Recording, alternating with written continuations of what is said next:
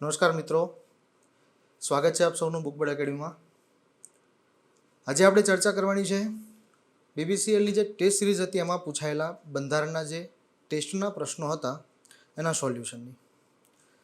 બીબીસીએલનો જે ટેસ્ટ આપ્યો હતો આપ સૌએ 50 માર્કનો બંધારણનો, આજે આપણે એનું સોલ્યુશન જોવાનું છે। તો શરૂ કરીએ।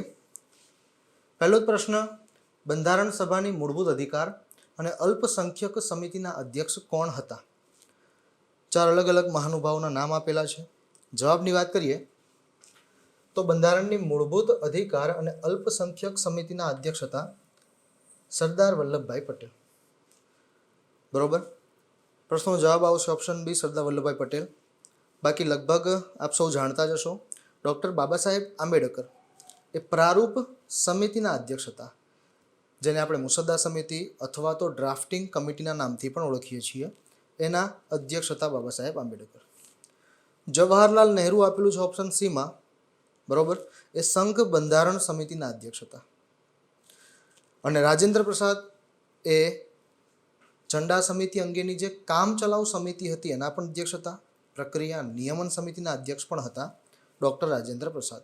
બરોબર, એટલે બંધારણ સભાની જે વિવિધ સમિતિઓ હતી એના સંદર્ભમાં અહીંયા આપેલા 4 મહાનુભાવોના નામ આપણા કામના જ છે, પણ પ્રશ્નમાં આપણને અહીંયા મૂળભૂત અધિકારને અલ્પસંખ્યક સમિતિના સંદર્ભનો પ્રશ્ન પૂછેલો છે, તો જવાબ યાદ રાખીશું આપણો આવશે અહીંયા option B, Sardar Vallabhbhai Patel. Clear?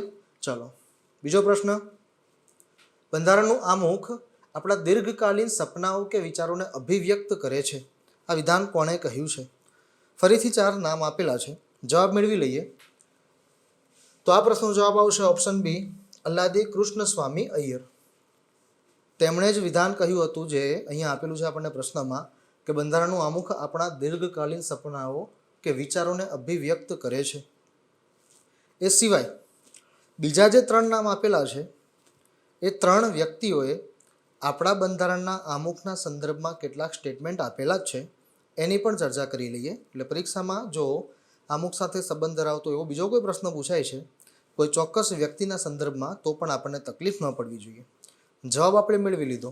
એ સિવાય ઓપ્શન એમાં જે નામ આપેલું છે N.A. પાલખીવાલા, એમને આપણા બંધારણના આમુખને બંધારણનો પરિચય પત્ર કહેલો છે। ઓપ્શન સીમાં નામ આપેલું છે પંડિત ઠાકુરદાસ ભાર્ગવ। પંડિત ઠાકુરદાસ ભાર્ગવે બંધારણના આમુખને બંધારણનું આભૂષણ કહેલું છે। બરોબર, અને એ સિવાય અર્નેસ્ટ બાર્કર જે નામ આપેલું છે એમને બંધારણના આમુખને બંધારણની ચાવી કહીને ઓળખાવેલી છે। બીજી ખાસ બાબત આપણે એ પણ યાદ રાખવાની છે કે અર્નેસ્ટ બાર્કર સિવાય પંડિત ઠાકુરદાસ ભાર્ગવે પણ બંધારણના આમુખને બંધારણની ચાવી કહીને ઓળખાવેલો છે। બરોબર, એમને એટલે કે ઠાકુરદાસ ભાર્ગવે બંધારણના આમુખને બંધારણનું આભૂષણ પણ કીધેલું છે, બંધારણની ચાવી પણ કીધેલી છે। ક્લિયર? અને સાથે સાથે અર્નેસ્ટ બાર્કરે તો ખાસ કરીને બંધારણના આમુખને બંધારણની ચાવી કહીને ઓળખાવેલું છે। બરોબર, ચલો પછીનો પ્રશ્ન, જે કેન્દ્ર શાસિત પ્રદેશમાં ઉચ્ચ ન્યાયાલય ન હોય તો તેને કોના દ્વારા કોઈ રાજ્યના ઉચ્ચ ન્યાયાલયના ક્ષેત્રમાં લાવી શકાય છે? પહેલા પ્રશ્નનો જવાબ મેળવી લઈએ, પછી કેટલીક વિશેષ બાબતો ઉપર ચર્ચાઓ કરીએ। પ્રશ્નમાં પૂછેલું છે જે કેન્દ્ર શાસિત પ્રદેશમાં ઉચ્ચ ન્યાયાલય ન હોય તો તેને કોના દ્વારા કોઈ રાજ્યના ઉચ્ચ ન્યાયાલયના ક્ષેત્રમાં લાવી શકાય છે? તો અહીંયા આપણો જવાબ આવશે ઓપ્શન ડી, સંસદ। બરોબર, સંબંધિત અનુચ્છેદ આનો આપેલો છે 241, જેમાં કીધું છે કે પ્રત્યેક કેન્દ્ર શાસિત પ્રદેશ માટે અલગથી ઉચ્ચ ન્યાયાલયની વ્યવસ્થાની જોગવાઈ, પરંતુ જે કેન્દ્ર શાસિત પ્રદેશને પોતાનું ઉચ્ચ ન્યાયાલય ન હોય તો તેને સંસદ કાયદાથી કોઈ પણ રાજ્યના ઉચ્ચ ન્યાયાલયના ક્ષેત્રની અંદર લાવી શકે છે। એટલે કે તેનો વધારાનો ન્યાયિક ચાર્જ, તે કેન્દ્ર શાસિત પ્રદેશનો વધારાનો ન્યાયિક ચાર્જ કોઈ પણ રાજ્યની ઉચ્ચ ન્યાયાલયને સોંપી શકે છે। એટલે અહીંયા પૂછેલું છે કોના દ્વારા, તો આપણો જવાબ આવશે કે તેને સંસદ દ્વારા કોઈ રાજ્યના ઉચ્ચ ન્યાયાલયના ક્ષેત્રમાં લાવી શકાય છે જે કેન્દ્ર શાસિત પ્રદેશમાં ઉચ્ચ ન્યાયાલય ન હોય। બરોબર, તો એ પરિસ્થિતિની વાત છે। જવાબ આવશે અહીંયા આપણો ઓપ્શન ડી, સંસદ। ક્લિયર? ચલો પછીનો પ્રશ્ન જોઈએ, કયા બંધારણીય સુધારા દ્વારા મુખ્ય ચૂંટણી કમિશનરની સહાયતા માટે 2 અન્ય ચૂંટણી કમિશનરની નિમણૂકની જોગવાઈ કરવામાં આવી હતી? 4 અલગ અલગ સુધારા આપેલા છે। જવાબની વાત કરીએ તો આ પ્રશ્નનો જવાબ આવશે 61મો બંધારણીય સુધારો જે 1989માં થયો હતો। આ બંધારણીય સુધારાની મુખ્ય જોગવાઈ તો કદાચ આપ સૌ જાણતા જ હશો કે નાગરિકોની મત આપવાની જે ઉંમર હતી એ 21 વર્ષથી ઘટાડીને 18 વર્ષની કરવામાં આવી હતી 61માં બંધારણીય સુધારા અંતર્ગત જ. એ સિવાય આ સુધારાની બીજી જોગવાઈ હતી જે આપણને આ પ્રશ્નમાં પૂછેલી છે કે 61માં બંધારણીય સુધારા અંતર્ગત જ એક મુખ્ય ચૂંટણી કમિશનર જે હતા એની સહાયતા માટે 2 અન્ય ચૂંટણી કમિશનરની જોગવાઈ કરવામાં આવી હતી. બરોબર, એટલે મુખ્ય આપણે સુધારો યાદ રાખીશું. બાકીના ફેક્ટ ડેટા તો કદાચ આપ સૌએ વાંચેલા પણ હશે, જેમાં આપણને કંઈક એવું જોવા મળે છે કે 61માં સુધારા 1989 દ્વારા આ જોગવાઈ કરવામાં આવી. કઈ? 2 અન્ય ચૂંટણી કમિશનરોની. પછી આ જોગવાઈ છે ને 1991ના સમયગાળામાં રદ પણ કરી દેવામાં આવી હતી. ફરીથી 1993માં આ જોગવાઈ લાગુ કરી દેવામાં આવી હતી. ક્લિયર છે? એટલે બધી બાબતો પણ આપણે ખાસ ધ્યાન રાખીશું. પણ અહીંયા પ્રશ્નનો જવાબ આવશે ઓપ્શન સી, 61મો બંધારણીય સુધારો. એના અંતર્ગત 2 અન્ય ચૂંટણી કમિશનરની જોગવાઈ કરવામાં આવી હતી. પછીનો પ્રશ્ન, ગૃહના સભ્ય દ્વારા ગૃહમાં સામાન્ય લોકહિત માટેની બાબતો ઉપર સરકારનું ધ્યાન આકર્ષિત કરવા માટે કયો પ્રસ્તાવ રજૂ કરવામાં આવે છે? અહીંયા આપણે ખાસ ધ્યાન રાખવાનું છે. પહેલાં આપણે જવાબ મેળવી લઈએ, પછી ચર્ચા કરીએ. ગૃહના સભ્ય દ્વારા ગૃહમાં સામાન્ય લોકહિત માટેની બાબતો ઉપર સરકારનું ધ્યાન આકર્ષિત કરવા માટે જે પ્રસ્તાવ રજૂ કરવામાં આવે છે એને સંકલ્પ પ્રસ્તાવના નામથી ઓળખવામાં આવે છે. એટલે અહીંયા આપણા પ્રશ્નનો જવાબ આવશે ઓપ્શન એ, સંકલ્પ પ્રસ્તાવ. મોટાભાગે આપણી ભૂલ ક્યાં થતી હોય છે એ પણ તમને કહી દઉં. ધ્યાન આકર્ષિત કરવા માટે લાવવામાં આવતો પ્રસ્તાવ એકમાત્ર ધ્યાનાકર્ષણ પ્રસ્તાવ ન હોઈ શકે.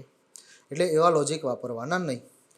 ઘણા અહીંયાથી જ જવાબ ખોટો નક્કી કરી લેતા હોય છે કે ભાઈ ધ્યાન આકર્ષિત કરવા માટે લાવવામાં આવતો પ્રસ્તાવ એટલે ઓપ્શનમાં આપેલું છે બી ધ્યાનાકર્ષણ પ્રસ્તાવ, તો એ જ હોઈ શકે એવું નથી. સંકલ્પ પ્રસ્તાવ અને ધ્યાનાકર્ષણ પ્રસ્તાવ આ બંને પ્રસ્તાવ વચ્ચે ફેર છે, ભેદ છે, એ આપણે જોઈ લઈએ. હંમેશા યાદ રાખવાનું,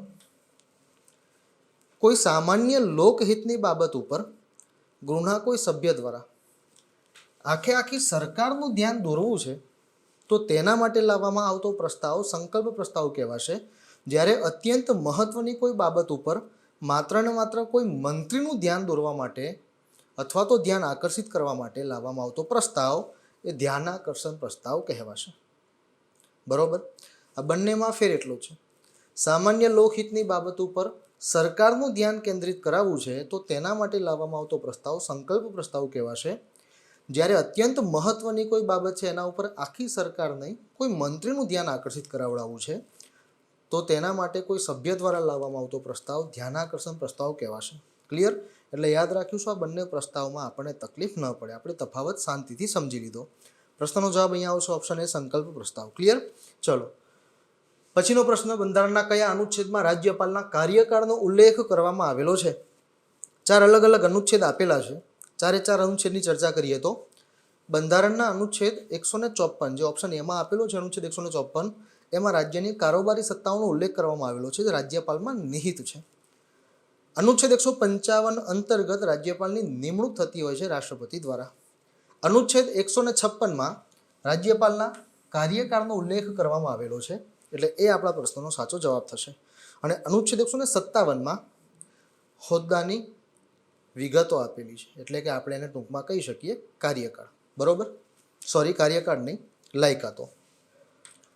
અનુચ્છેદ 157માં લાયકાતો આપેલી છે, જ્યારે 156માં રાજ્યપાલના કાર્યકાળનો ઉલ્લેખ કરવામાં આવેલો છે. એટલે અહીંયા આપણો જવાબ આવશે ઓપ્શન સી, અનુચ્છેદ 156. ક્લિયર? ચલો પછીનો પ્રશ્ન, બંધારણ સભાએ કયા દિવસે હિન્દીને રાજભાષા તરીકે બંધારણીય દરજ્જો આપ્યો હતો? બંધારણ સભા દ્વારા 14 સપ્ટેમ્બર 1949ના રોજ મુનશી આયંગર ફોર્મ્યુલા અંતર્ગત હિન્દી ભાષાને રાજભાષા તરીકેનો બંધારણીય દરજ્જો આપ્યો હતો. અને કદાચ એટલે આપ સૌ જાણતા જ હશો કે એના લીધે થઈને 14 સપ્ટેમ્બરને આપણે હિન્દી દિવસ તરીકે પણ ઉજવીએ છીએ. ક્લિયર? એટલે અહીંયા આપણો જવાબ આવશે ઓપ્શન સી, 14 સપ્ટેમ્બર 1949ના રોજ. પણ જો એવું પૂછાય કે કઈ ફોર્મ્યુલા અંતર્ગત, તો નામ યાદ રાખીશું, મુનશી આયંગર ફોર્મ્યુલા અંતર્ગત 14 સપ્ટેમ્બર 1949ના રોજ બંધારણ સભાએ હિન્દી ભાષાને રાજભાષા તરીકે બંધારણીય દરજ્જો આપ્યો હતો. પછીનો પ્રશ્ન જોઈએ, કેન્દ્રીય સતર્કતા આયોગના અધ્યક્ષનો કાર્યકાળ કેટલો હોય છે? જવાબની વાત કરી લઈએ તો કેન્દ્રીય સતર્કતા આયોગના અધ્યક્ષનો કાર્યકાળ 4 વર્ષ અથવા મહત્તમ 65 વર્ષ, બંનેમાંથી જે વહેલું આવે તેના આધારે કાર્યકાળ જોવામાં આવતો હોય છે. અહીંયા આપણે યાદ રાખીશું કેન્દ્રીય સતર્કતા આયોગના અધ્યક્ષ ઉપરાંત સભ્યોનો કાર્યકાળ એટલે કે તમામનો કાર્યકાળ 4 વર્ષ અથવા મહત્તમ 65 વર્ષ જેટલો જ હોય છે. એ સિવાય બીજી કેટલીક બાબતોની ચર્ચા કરીએ તો આપ કદાચ જાણતા જ હશો, કેન્દ્રીય સતર્કતા આયોગની રચના વર્ષ 1964માં કરવામાં આવી હતી. કઈ સમિતિની ભલામણથી? તો કે સંથાનમ સમિતિની ભલામણથી આ કેન્દ્રીય સતર્કતા આયોગની રચના કરવામાં આવી હતી વર્ષ 1964માં. બરોબર. અને બહુ સદસ્યવાળી સંસ્થા છે, જેમાં અધ્યક્ષ અને સભ્યોનો કાર્યકાળ આપણે જવાબમાં જોયો 4 વર્ષ અથવા મહત્તમ 65 વર્ષ, બંનેમાંથી જે વહેલું આવે તે ગણવામાં આવતો હોય છે. પછીનો પ્રશ્ન, સાર્વજનિક ઉપક્રમ સમિતિના અધ્યક્ષ. પછી 4 અલગ અલગ ઓપ્શન આપેલા છે. એમાં કીધું છે રાજ્યસભાના સભ્યોમાંથી કોઈ એક સભ્ય બની શકે, લોકસભાના સભ્યોમાંથી કોઈ એક સભ્ય બની શકે, બંનેમાંથી કોઈ પણ ગૃહના સભ્ય બની શકે, કે પછી રાષ્ટ્રપતિ નક્કી કરે તે વ્યક્તિ બની શકે. પ્રશ્નમાં વાત કરેલી છે સાર્વજનિક ઉપક્રમ સમિતિ. આને આપણે બીજા કયા નામથી ઓળખી શકીએ છીએ? તો સાર્વજનિક ઉપક્રમ સમિતિને બીજા કયા નામે ઓળખવામાં આવે છે? જાહેર સાહસો અંગેની સમિતિ. બરોબર. આ સમિતિની રચના પણ વર્ષ 1964માં જ કરવામાં આવી હતી, કૃષ્ણ મેનન સમિતિની ભલામણના આધારે. ક્લિયર? અને આ સમિતિના અધ્યક્ષ આપણે યાદ રાખીશું, લોકસભાના સભ્યમાંથી જ કોઈ એક સભ્ય આ સાર્વજનિક ઉપક્રમ સમિતિનો અધ્યક્ષ બની શકે છે, જેની નિમણૂક લોકસભાના અધ્યક્ષ દ્વારા કરવામાં આવતી હોય છે. બરોબર. જેમાં કુલ 22 સભ્યો હોય છે, 15 લોકસભાના વત્તા 7 રાજ્યસભાના. પણ ખાસ યાદ રાખીશું, સભ્યોની સાથે સાથે અધ્યક્ષ હશે એ લોકસભાના જ સભ્યમાંથી કોઈ એક સભ્ય આ સમિતિનો અધ્યક્ષ બની શકે છે. અને એ અધ્યક્ષની નિમણૂક કોના દ્વારા કરવામાં આવતી હોય છે? તો લોકસભાના અધ્યક્ષ દ્વારા. બરોબર. પછીનો પ્રશ્ન, નિલંબનકારી વીટોનો વિચાર કયા દેશના બંધારણમાંથી લેવામાં આવેલો છે? અહીંયા આપણને પ્રશ્નમાં નિલંબનકારી વીટોના સંદર્ભમાં પૂછેલું છે. જુઓ, રાષ્ટ્રપતિના સંદર્ભમાં વીટો પાવર 3 અલગ અલગ આપણને આપેલા છે. આપણે કદાચ જાણતા જ હશું. પોકેટ વીટો છે, નિલંબનકારી વીટો છે અને અત્યાંતિક વીટો છે, અથવા તો આત્યંતિક વીટો છે. આત્યંતિક વીટો જેને આપણે એબ્સોલ્યુટ વીટો તરીકે ઓળખીએ છીએ.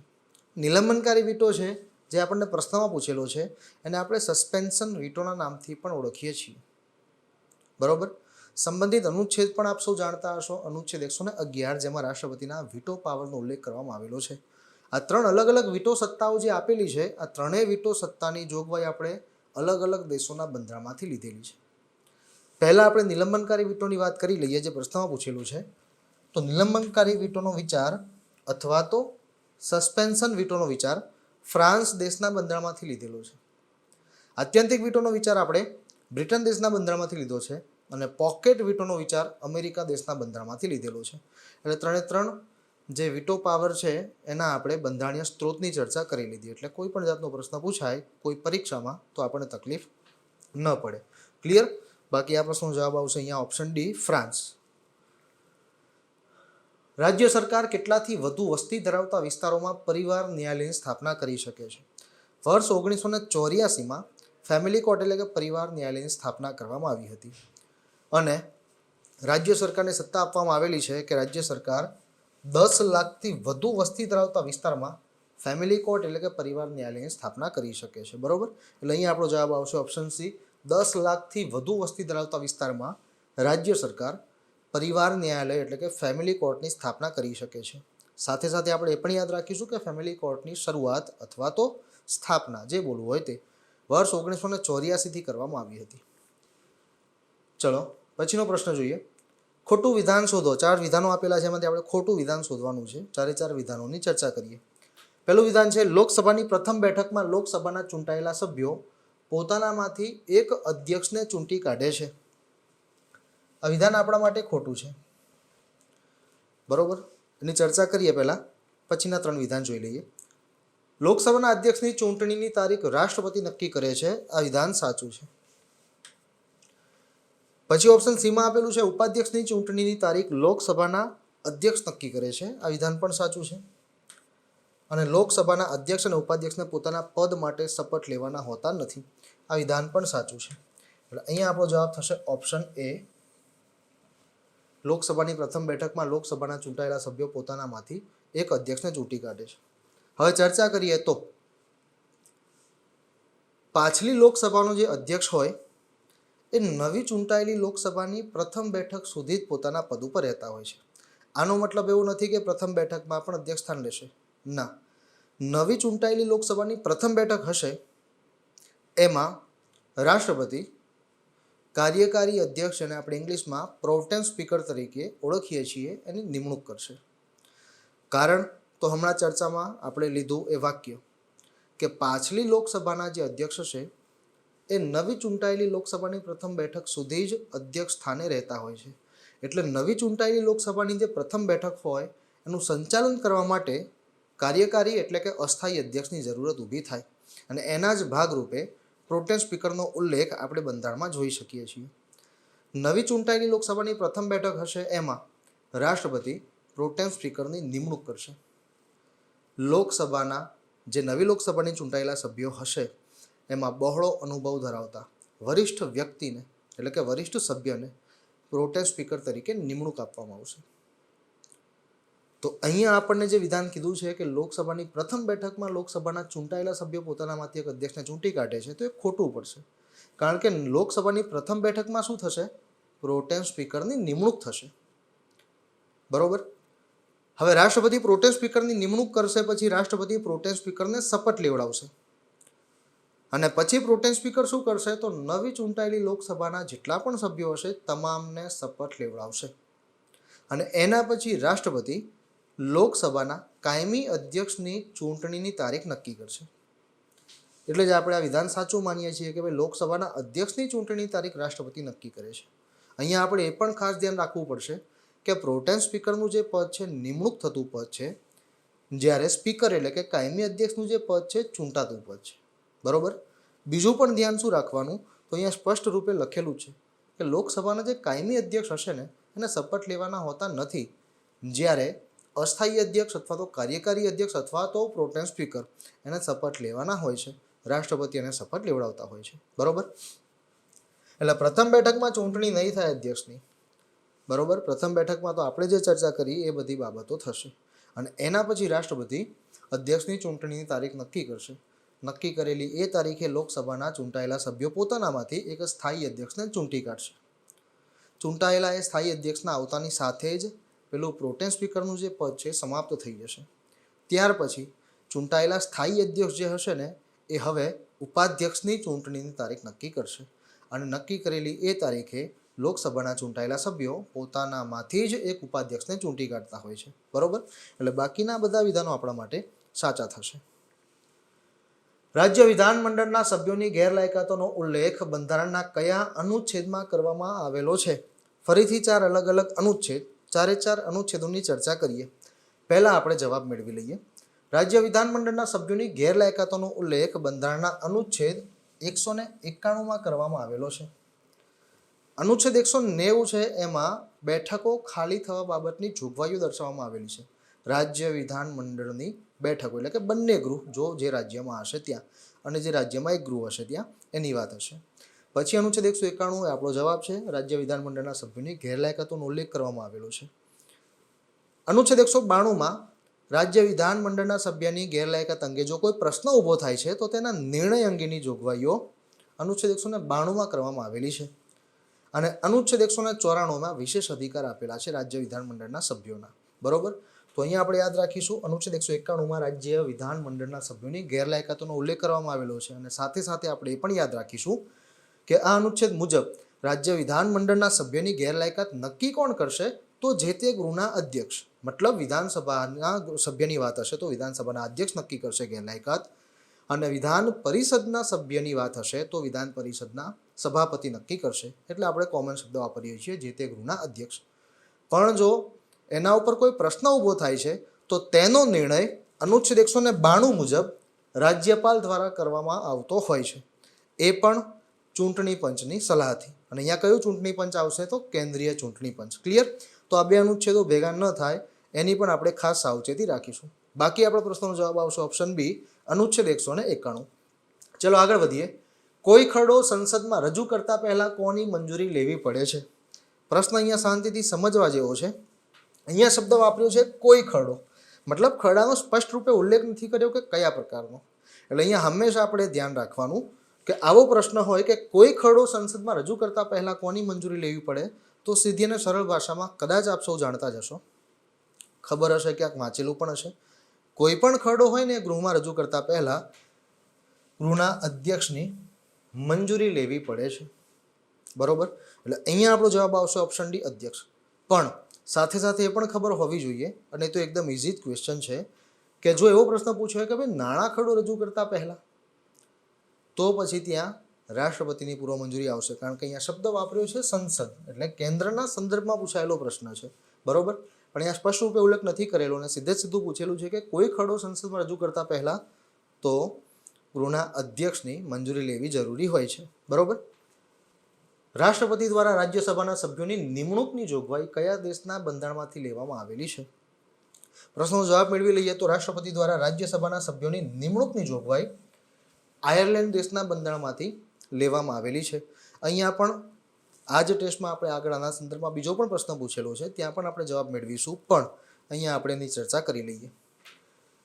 રાજ્યસભામાં છે ને ચૂંટાતા સભ્યો પણ હોય છે, નિમણૂક પામતા સભ્યો પણ હોય છે, અને આ બંને બાબતો છે ને આપણે અલગ અલગ દેશના બંધારણમાંથી લીધેલી છે. જેમ કે પ્રશ્નમાં પૂછેલું છે કે રાષ્ટ્રપતિ દ્વારા રાજ્યસભાના સભ્યોની નિમણૂકની જોગવાઈ આપણે આયર્લેન્ડ દેશના બંધારણમાંથી લીધેલી છે, અને રાજ્યસભાના સભ્યોની ચૂંટણીની જોગવાઈ આપણે સાઉથ આફ્રિકા દેશના બંધારણમાંથી લીધેલી છે. બરોબર, અને એ પ્રશ્ન આપણે આગળ પૂછેલો છે એટલે ચર્ચામાં આવશે, એટલે એ બંને બાબતો પણ ભેગી ન થાય એ ખાસ ધ્યાન રાખવું જરૂરી છે. અહીંયા આપણો જવાબ આવશે ઓપ્શન બી, આયર્લેન્ડ. આગળ વધીએ. લોકસભાની મહત્તમ કુલ સભ્ય સંખ્યા પૈકી રાજ્યોમાંથી સીધા ચૂંટાયેલા મહત્તમ કેટલા સભ્યો હોઈ શકે છે? અહીંયા પ્રશ્નમાં આપણને લોકસભાની મહત્તમ કુલ સભ્ય સંખ્યા પૂછેલી છે, એટલે કેટલી ગણવાની? 552, 545 નહીં, એ વર્તમાન થશે. બરોબર, તો એ જે મહત્તમ કુલ સભ્ય સંખ્યા છે, એ સભ્ય સંખ્યા પૈકી રાજ્યોમાંથી સીધા ચૂંટાયેલા મહત્તમ કેટલા સભ્યો હોઈ શકે? તો આપણને ખબર હોવી જોઈએ 530 કરતાં વધુ નહીં. લોકસભાની જે મહત્તમ સભ્ય સંખ્યા છે એમાં મેક્સિમમ રાજ્યોમાંથી 530 જેટલા સભ્યો ચૂંટાઈને આવી શકે છે, અને કેન્દ્રશાસિત પ્રદેશોમાંથી મહત્તમ 20, એમ 550 થયા, અને 2 એંગ્લો ઇન્ડિયનની વાત જે હતી એ, એમ કુલ 552 થશે, જેમાં વર્તમાન 524 જેટલા પ્રત્યેક રાજ્યોમાંથી ચૂંટાય છે, અને 19 જેટલા કેન્દ્રશાસિત પ્રદેશોમાંથી. બરોબર, અને 2 એંગ્લો ઇન્ડિયન, એમ 545 જેટલી વર્તમાન સભ્ય સંખ્યા થતી હોય છે. બાકી અહીંયા પ્રશ્નમાં મહત્તમ પૂછેલું છે, એટલે આપણે યાદ રાખીશું કે રાજ્યોમાંથી સીધા ચૂંટાયેલા મહત્તમ છે એ 530 કરતાં વધુ નહીં. ક્લિયર? ચાલો પછીનો પ્રશ્ન. માંગણીની રકમમાં 1 રૂપિયા જેટલો ઘટાડો કરવા માટે મૂકવામાં આવતી દરખાસ્ત કયા નામે ઓળખાય છે? 4 અલગ અલગ દરખાસ્તો આપેલી છે ઓપ્શનમાં, જે પૈકીની 3 દરખાસ્તો આપણા કામની છે. બજેટ એટલે કે વાર્ષિક નાણાકીય પત્રકના સંદર્ભમાં માંગણીની રકમમાં જો 1 રૂપિયા જેટલો ઘટાડો કરવાની વાત આવે અને એના માટે મૂકવામાં આવતી દરખાસ્ત છે ને, એ નીતિ કાપ દરખાસ્ત તરીકે ઓળખાય. આર્થિક કાપ દરખાસ્ત છે એમાં માગણીની રકમ ચોક્કસ આંકડાથી સીમિત હોય છે. બરોબર, તો એને આર્થિક કાપ દરખાસ્તના નામથી ઓળખવામાં આવે છે. જ્યારે સાંકેતિક કાપ દરખાસ્ત છે ને, એમાં માંગણીની રકમ 1 રૂપિયો નહીં, 100 રૂપિયા જેટલી ઘટાડવાની માંગણી કરવામાં આવતી હોય છે, અને સાંકેતિક કાપ દરખાસ્ત તરીકે ઓળખવામાં આવે. સાવ સીધી અને સરળ ભાષામાં યાદ રાખવાનું, જો માંગણીની રકમમાં 1 રૂપિયા જેટલો ઘટાડો કરવાની વાત છે તો એને નીતિ કાપ દરખાસ્ત કહેવાય, અને 100 રૂપિયા જેટલો ઘટાડો કરવાની વાત છે તો સાંકેતિક કાપ દરખાસ્ત તરીકે ઓળખી શકાય. બરોબર, પછીનો પ્રશ્ન જોઈએ. નીચેના પૈકી કઈ સમિતિમાં સભ્ય તરીકે રાજ્યસભાના સભ્યો હોતા નથી? 4 અલગ અલગ સમિતિના નામ આપેલા છે. ચર્ચા કરીએ તો જાહેર હિસાબ સમિતિ, એમાં કુલ સભ્ય સંખ્યા જે 22 હોય છે, એમાં લોકસભાના પણ સભ્યો હોય છે 15 જેટલા, અને રાજ્યસભાના સભ્યો પણ હોય છે 7 જેટલા, એટલે એ અહીંયા આવશે નહીં. પછી ઓપ્શન બી, અંદાજ સમિતિ, સંસદની સૌથી મોટી સમિતિ જેને ત્રીજા ગૃહનો દરજ્જો મળેલો છે, એની કુલ સભ્ય સંખ્યા 30 હોય છે, અને એ 30 સભ્યો લોકસભાના જ હોય છે. એટલે આ એક એવી સમિતિ છે જેમાં સભ્ય તરીકે રાજ્યસભાના સભ્યો રહી શકતા નથી. એટલે અહીંયા આપણે લખીશું કે 30 સભ્યો, અને 30 સભ્યો લોકસભાના જ હોય છે. એટલે આ આપણા પ્રશ્નનો જવાબ થશે કે ભાઈ અંદાજ સમિતિ જે છે એમાં સભ્ય તરીકે રાજ્યસભાના સભ્યો હોતા નથી. કેમ? તો એની કુલ સભ્ય સંખ્યા 30 છે, જેને 30 સભ્યો લોકસભાના સભ્યો હોય છે. અને કદાચ ખબર જ હશે, કોઈ મંત્રી એ સમિતિનો સભ્ય બની શકતો નથી. એટલે સામાન્ય કોઈ લોકસભાનો સભ્ય હશે એ આ સમિતિનો સભ્ય બની શકે છે, જેનો કાર્યકાળ, જેની મુદત 1 વર્ષની હોય છે. રાષ્ટ્રપતિની ચૂંટણીમાં એક સંસદ સભ્યનું મત મૂલ્ય કેટલું હોય છે? એક સંસદ સભ્યનું મત મૂલ્ય પૂછેલું છે, તો એ જવાબ આવશે આપણો 708. બરોબર, કારણ કે વસ્તી ગણતરી આપણે 1971ની ગણતરીના આધારે ચાલીએ છીએ, એટલે વર્તમાન પરિસ્થિતિમાં સંસદ સભ્યનું મત મૂલ્ય આગામી હજી 2026 સુધી બદલાવાનું નથી. તો 708 એ આપણો જવાબ થશે. આપણા ગુજરાત રાજ્યના એક MLAનું મત મૂલ્ય રાષ્ટ્રપતિની ચૂંટણીમાં ઓપ્શન એમાં આપેલું છે 147 એ હોય છે. અને એ પણ આપણે ખાસ ધ્યાન રાખવાનું, MLAના મત મૂલ્ય બદલાશે, રાજ્ય બદલાશે, એમ જે તે રાજ્યના MLAના મત મૂલ્ય અલગ અલગ હશે. મતલબ આપણા ગુજરાત રાજ્યના MLAનું મત મૂલ્ય આટલું છે. બરોબર, કારણ કે MLAનું મત મૂલ્ય છે એ રાજ્યની કુલ વસ્તી, બરોબર, રાજ્યની, એને રાજ્યના કુલ MLA હશે એના ભાગ કરવાથી ગુણ્યા 1/1000 કરવાથી જે જવાબ મળશે એ જે તે રાજ્યના એક MLAનું મત મૂલ્ય થશે. પ્રત્યેક રાજ્યની વસ્તી અલગ અલગ હશે, એટલે પ્રત્યેક રાજ્યના MLAનું મત મૂલ્ય બદલાશે, પણ તમામ સંસદ સભ્યના મત મૂલ્ય એક સરખા જ રહેશે. કારણ કે આમ તમામ MLAના મત મૂલ્યનો જે સરવાળો થશે, તમામ MLA એટલે કે તમામ રાજ્યના MLAના મત મૂલ્યનો, એને કુલ દેશના સંસદ સભ્યો વડે ભાગવાથી આપણને એક સંસદ સભ્યનું મત મૂલ્ય મળતું હોય છે, જે દેશના તમામ સંસદ સભ્યો માટે એક જ રહેશે. બરોબર, એટલે જવાબ આપણો અહીંયા આવશે ઓપ્શન સી 708. એક સંસદ સભ્યનું મત મૂલ્ય કેટલું હોય છે? 708. ચલો, રાજ્યપાલ કોની સલાહ લઈને વિધાનસભાના સભ્યની અયોગ્યતા સંબંધિત પ્રશ્નનો નિર્ણય કરે છે? હમણાં જ આપણે ચર્ચામાં લીધી હતી એ બાબત. બરોબર, આગળના પ્રશ્નમાં આપણે જોઈ ગયા. તો વિધાનસભાના સભ્યની ગેરલાયકાતો છે ને એ વિધાનસભાના અધ્યક્ષ નક્કી કરે, પણ એ સભ્યની ગેરલાયકાત ઉપર જો કોઈ પ્રશ્ન ઊભો થાય છે તો તેનો નિર્ણય રાજ્યપાલ કરતા હોય છે. પણ ત્યાં રાજ્યપાલ કોની સલાહ લેશે? ચૂંટણી પંચની. સંબંધિત અનુચ્છેદ આપણે 192 જોઈ ગયા હમણાં, એમાં જ ચર્ચા કરી હતી કે રાજ્ય વિધાનમંડળના સભ્યની ગેરલાયકાત અંગેના પ્રશ્નોનો નિર્ણય રાજ્યપાલ દ્વારા કરવામાં આવતો હોય છે, પણ ત્યાં રાજ્યપાલ કોની સલાહ લેશે? કેન્દ્રીય ચૂંટણી પંચની. ક્લિયર? તો અહીંયા આપણો જવાબ આવશે ઓપ્શન એ, ચૂંટણી પંચ. પછીનો પ્રશ્ન, કોઈ સામાન્ય વિધેયકને વિધાન પરિષદ વધુમાં વધુ કેટલા સમય સુધી રોકી શકે છે? આ પ્રશ્ન થોડો સમજવા જેવો છે. અહીંયા સામાન્ય વિધેયકનો સંદર્ભ રાજ્ય વિધાન પરિષદ સાથે સાંકળીને પૂછેલો છે. જુઓ, જો વાત કેન્દ્રના સામાન્ય વિધેયકની હોય, એટલે કે કેન્દ્રના ઓર્ડિનરી બિલની હોય, તો કેન્દ્રના સામાન્ય ખરડાને છે ને બીજું ગૃહ વધુમાં વધુ 6 મહિના સુધી રોકી શકે છે. જ્યારે રાજ્યના સંદર્ભમાં આ વાત બદલાઈ જશે. રાજ્યનું કોઈ સામાન્ય વિધેયક છે એને બીજું ગૃહ એટલે કે વિધાન પરિષદ એક વખતે 3 મહિના સુધી રોકી શકે છે, અને વધુમાં વધુ 4 મહિના સુધી રોકી શકે છે. અને પ્રશ્નમાં આપણે ધ્યાન રાખવાનું છે, શું પૂછેલું છે? વધુમાં વધુ. તો આપણો જવાબ આવશે 4 મહિના. બરોબર, કારણ કે એક વખતે 3 મહિના અને બીજી વખતે 1 મહિનો, એમ કુલ વધુમાં વધુ 4 મહિના સુધી રોકી શકે છે.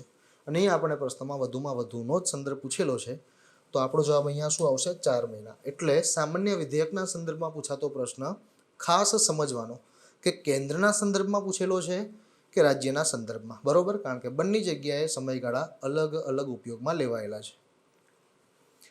જો રાજ્યસભા કોઈ વિષયને રાષ્ટ્રીય મહત્વનો ઘોષિત કરીને તેના પર કાયદો બનાવવાનો અધિકાર સંસદને આપે છે, તો તેની માન્યતા કેટલા સમય સુધી રહે છે? અનુચ્છેદ 249માં ઉલ્લેખ કરવામાં આવેલો છે કે રાજ્યસભા વિશિષ્ટ બહુમતીથી રાજ્ય યાદીના કોઈ પણ વિષયને રાષ્ટ્રીય મહત્વનો ઘોષિત કરી શકે છે. એવું થાય છે તો તે વિષય ઉપર કાયદો બનાવવાની સત્તા સંસદ પાસે જતી રહેશે. અને અહીંયા એ જ બતાવેલું છે કે જો રાજ્યસભા એવા કોઈ વિષયને રાષ્ટ્રીય મહત્વનો ઘોષિત કરે છે વિશિષ્ટ બહુમતીથી, તો તેના ઉપર કાયદો બનાવવાનો અધિકાર સંસદને મળી જશે.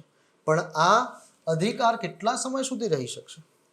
મતલબ રાજ્યસભાએ વિશિષ્ટ બહુમતીથી રાજ્ય યાદીના કોઈ વિષયને રાષ્ટ્રીય મહત્વનો ઘોષિત કર્યો અને એ વિષય પર કાયદો બનાવવાની સત્તા સંસદને મળી, તો સંસદ તે વિષય પર કાયદો મેક્સિમમ કેટલા સમય સુધી બનાવી શકે છે? તો જવાબ આવશે 1 વર્ષ. હવે કોઈને એમ થાય કે 1 વર્ષ પછી શું? તો ફરીથી રાજ્યસભા વિશિષ્ટ બહુમતીથી તે વિષયને રાષ્ટ્રીય મહત્વનો ઘોષિત કરી શકે છે, તો ફરીથી બીજા 1 વર્ષનું એક્સટેન્શન મળી શકે છે એ વિષય ઉપર સંસદને કાયદો બનાવવાની સત્તાના ભાગરૂપે. બરોબર, એટલે એ માન્યતા છે ને એ મહત્તમ 1 વર્ષ સુધી રહેતી હોય છે. બરોબર. કેન્દ્ર અને રાજ્ય વચ્ચેના વિવાદોનું નિરાકરણ એ સર્વોચ્ચ ન્યાયાલયના કયા ક્ષેત્ર અધિકાર અંતર્ગત આવે છે? અપીલીય ક્ષેત્ર અધિકાર, રીટ ક્ષેત્ર અધિકાર, સલાહકારી ક્ષેત્ર અધિકાર કે પછી મૂળભૂત ક્ષેત્ર અધિકાર? તો આ પ્રશ્નનો જવાબ આવશે મૂળ ક્ષેત્ર અધિકાર અથવા તો મૂળભૂત ક્ષેત્ર અધિકાર. જેની સાથે સંબંધ ધરાવતો અનુચ્છેદ કયો છે? તો અનુચ્છેદ આવશે 131. મૂળ ક્ષેત્ર અધિકાર એટલે શું? તો કેટલીક બાબતો ઉપરના વિવાદોની સુનાવણી માત્ર અથવા તો સીધી સુપ્રીમ કોર્ટમાં જ થશે, એને સર્વોચ્ચ ન્યાયાલયનું મૂળ ક્ષેત્ર અધિકાર કહેવાય, જેનો ઉલ્લેખ અનુચ્છેદ 131માં કરવામાં આવેલો છે. એવી તો કેવી બાબતો, એવા તો કેવા વિવાદો હશે જેની સુનાવણી સીધી સુપ્રીમ કોર્ટમાં જ થશે અને જે સુપ્રીમ કોર્ટનું મૂળ ક્ષેત્ર અધિકાર કહેવાય છે? તો એમાં દર્શાવેલી છે કેટલીક બાબતો કે કેન્દ્ર રાજ્ય વચ્ચેનો વિવાદ છે તો તેની સુનાવણી સીધી સુપ્રીમ કોર્ટમાં થશે. કેન્દ્ર રાજ્ય વચ્ચેનો વિવાદ એટલે એક બાજુ કેન્દ્ર છે અને બીજી બાજુ કોઈ રાજ્ય છે. આ સિવાય કેન્દ્ર રાજ્યો વચ્ચેનો વિવાદ એટલે કે એક બાજુ કેન્દ્ર છે અને સામે એક કરતાં વધારે રાજ્યો છે, તો આવા વિવાદોની સુનાવણી પણ સીધી સુપ્રીમ કોર્ટમાં જ થશે. પરસ્પર 2 રાજ્યો વચ્ચેનો વિવાદ પણ સુપ્રીમ કોર્ટમાં જેની સુનાવણી થશે. આ સર્વોચ્ચ ન્યાયાલય એટલે કે સુપ્રીમ કોર્ટનું મૂળ ક્ષેત્ર અધિકાર કહેવાય છે. પણ અહીંયા આપણે ખાસ યાદ રાખીશું, પરસ્પર 2 રાજ્યો વચ્ચેના વિવાદમાં જળ વિવાદ નથી આવતું, કારણ કે એના માટે હવેથી ટ્રિબ્યુનલની જોગવાઈ કરવામાં આવેલી છે. બરોબર, અને એવા ટ્રિબ્યુનલોએ આપેલા ચુકાદા પણ સુપ્રીમ કોર્ટમાં પડકારી જ શકાય છે, કારણ કે સુપ્રીમ કોર્ટનો એની સામે પણ અપીલીય ક્ષેત્ર અધિકાર આવે જ છે અને એનો ઉલ્લેખ બંધારણમાં કરેલો જ છે. એટલે અહીંયા આપણે યાદ રાખીશું, કેન્દ્ર અને રાજ્ય વચ્ચેના વિવાદોનું નિરાકરણ એ સર્વોચ્ચ ન્યાયાલયના મૂળભૂત અથવા તો મૂળ ક્ષેત્ર અધિકાર અંતર્ગત આવે છે, જેનો ઉલ્લેખ બંધારણના અનુચ્છેદ 131માં કરવામાં આવેલો છે. આગળ વધીએ. હાઈકોર્ટના ન્યાયાધીશની બદલી કોણ કરી શકે છે?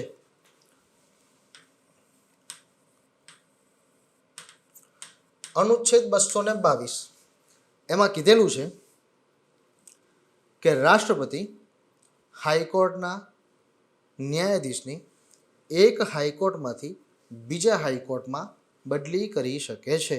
એટલે અહીંયા આપણો જવાબ આવશે રાષ્ટ્રપતિ.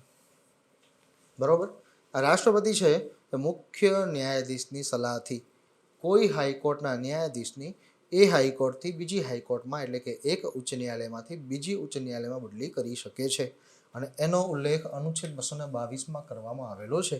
એટલે આપણે યાદ રાખીશું, હાઈકોર્ટના ન્યાયાધીશની બદલી રાષ્ટ્રપતિ કરી શકે છે. અનુચ્છેદ પણ હું લખતો જ જાઉં છું, જે આપણા કામના હોય છે અને જે પરીક્ષામાં મહત્વના પૂછાતા હોય છે, એટલે આપણને બંને બાબતોમાં તકલીફ ન પડે.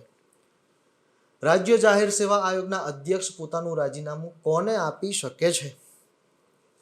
પ્રશ્ન આપણને રાજ્ય જાહેર સેવા આયોગ એટલે કે SPSC સ્ટેટ પબ્લિક સર્વિસ કમિશનના સંદર્ભમાં પૂછેલું છે. બંધારણના અનુચ્છેદ 315માં જાહેર સેવા આયોગ એટલે કે સંઘ લોક સેવા આયોગ અને રાજ્ય જાહેર સેવા આયોગનો ઉલ્લેખ કરવામાં આવેલો છે. અનુચ્છેદ 316માં રાજ્ય જાહેર સેવા આયોગના અધ્યક્ષ સભ્યોનો ઉલ્લેખ કરવામાં આવેલો છે અને એમાં જોગવાઈ દર્શાવવામાં આવેલી છે કે રાજ્ય જાહેર સેવા આયોગના અધ્યક્ષ અને સભ્યોની નિમણૂક છે ને એ રાજ્યપાલ દ્વારા કરવામાં આવતી હોય છે. તો સ્વાભાવિકપણે જો રાજ્ય જાહેર સેવા આયોગનો અધ્યક્ષ પોતાનું પદ છોડવા માંગતો હોય તો તે કોને સંબોધીને રાજીનામું આપી શકશે? તો અહીં આપણે સામાન્ય અને સરળ ભાષામાં સમજી શકીએ કે તે રાજ્યપાલને સંબોધીને રાજીનામું આપી શકે છે. એટલે અહીંયા આપણો જવાબ આવશે કે રાજ્ય જાહેર સેવા આયોગના અધ્યક્ષ પોતાનું રાજીનામું કોને આપી શકે છે? રાજ્યપાલને. પણ ખાસ બાબત આપણે એ પણ યાદ રાખીશું, જે અનુચ્છેદ 317માં દર્શાવેલી છે કે જો રાજ્ય જાહેર સેવા આયોગના અધ્યક્ષને પદ ઉપરથી હટાવવા હોય તો તેની સત્તા રાષ્ટ્રપતિ પાસે છે. બરોબર, અને એ એવું કરતા પહેલા સુપ્રીમ કોર્ટની તપાસ સોંપશે અને સુપ્રીમ કોર્ટની તપાસમાં જો એ અધ્યક્ષ દોષિત કરાર જાહેર થશે તો રાષ્ટ્રપતિ તેને હટાવવાનો આદેશ આપી શકે છે. એટલે એમની નિમણૂક રાજ્યપાલ કરતા હોય છે, પણ હટાવી કોણ શકે છે? રાષ્ટ્રપતિ. અને જો એ પદ છોડવા માંગે છે તો એ રાજ્યપાલને સંબોધીને રાજીનામું આપી શકે છે. ક્લિયર? નાણાં પંચમાં કુલ કેટલા સભ્યો હોય છે? બંધારણના અનુચ્છેદ 280માં કેન્દ્રીય નાણાં પંચનો ઉલ્લેખ કરવામાં આવેલો છે.